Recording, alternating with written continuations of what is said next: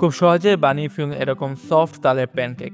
খেতে একদম সফট, মুখে গেলেই মিশে যায় তালের তিতো মিষ্টি ফ্লেভার। প্যানকেক বানাতে প্রথমেই নিব ১ বাটি চালের গুঁড়া, ১ বাটি ময়দা, ১ চামচ ইস্ট, ১ কাপ চিনি।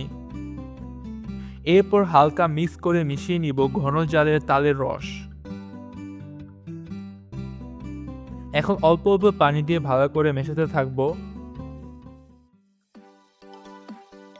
এরপর দিয়ে দিব ৩ চামচ গরুর দুধ। সবগুলো একত্রে ভালোভাবে মিক্স করে ৩০ মিনিট রেস্টে রেখে দিব।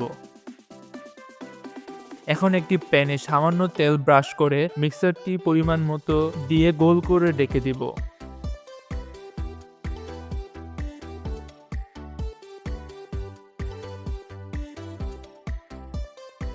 এভাবেই খুব সহজে বানিয়ে ফেলুন এরকম সফট তালের প্যানকেক। খেতে একদম সফট, মুখে গেলেই মিশে যায় তালের তিতো মিষ্টি ফ্লেভার।